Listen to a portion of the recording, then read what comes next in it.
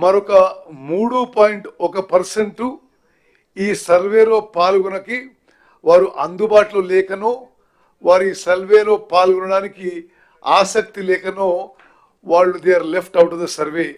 అంటే 16 lakh people are left out of the survey.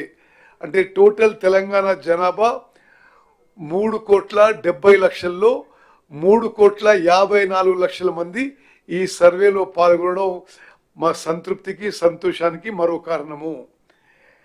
This process of preparing the report and the report itself is a landmark achievement of the government of Telangana, which will go down in the annals of social history of the country.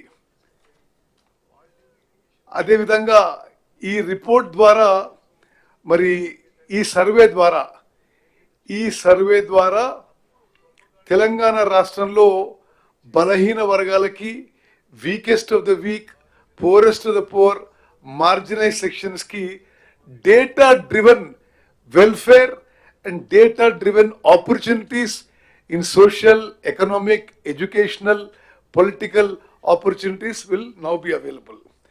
అదే విధంగా మరి ఈ యొక్క మొత్తం కార్యక్రమాన్ని పర్యవేక్షించడానికి, supervise చేయడానికి 19 October 2024లో మా క్యాబినెట్ సబ్ కమిటీ కూడా నియమించిన విషయం నేను మనవి చేస్తున్నాను. ఇది అసెంబ్లీ తీర్మానం అయిన తర్వాత ప్రభుత్వం జాగ్రత్తగా పరిశీలించిన తర్వాత రాష్ట్రంలోని వెనుకబడిన తరగతులు, షెడ్యూల్డ్ కులాలు, షెడ్యూల్డ్ తరగతుల ప్రజలు, రాష్ట్రంలోని ఇతర బలహీన వర్గాల స్థితిగతులను మెరుగుపరచడానికి వివిధ సామాజిక, ఆర్థిక, విద్యాపరమైన, ఉపాధి, రాజకీయ అవకాశాల కోసం ప్రణాళికను రూపొందించి అమలు పరచడం కోసం తెలంగాణ రాష్ట్రం అంతటా సామాజిక, ఆర్థిక, విద్య, ఉపాధి, రాజకీయ మరియు కుల సర్వే చేపట్టడం కోసం 10/10/2024 తేదీన జియో నెంబర్ 18ను జారీ చేయడం జరిగింది. సర్వే నిర్వహించేందుకు ప్రణాళిక శాఖ నోడల్ విభాగంగా నియమించబడింది.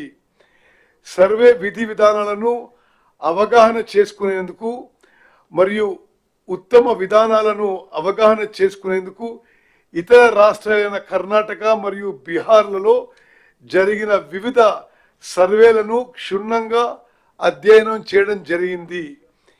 ఈ అధ్యయన ఫలితాలను ప్రస్తుత SEEPC సర్వే అంటే సోషియో ఎకనామిక్ సర్వే విధాన రూపకల్పనలో అనుసంధానం పరచడం జరిగింది. వివిధ ప్రజా సంఘాలు, సామాజికవేత్తలు, మేధావులు, ఇతర స్టేక్ హోల్డర్ల అభిప్రాయాలను పరిగణలోకి తీసుకొని ఈ క్రింది సర్వే షెడ్యూల్ను రూపొందించడం జరిగింది.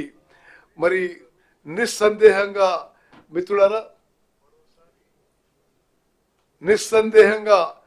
మిత్రులారా ఇప్పుడు తెలంగాణలో జరిగిన ఈ సోషియో ఎకనామిక్ సర్వే భారతదేశ చరిత్రలో సామాజిక న్యాయం సాధించడంలో ఒక గొప్ప, తెలంగాణ రాష్ట్రంలో సామాజిక న్యాయం సాధించడంలో ఒక గొప్ప ముందడుగని చెప్పి నేను మరోమారు మనవి చేస్తున్నాను.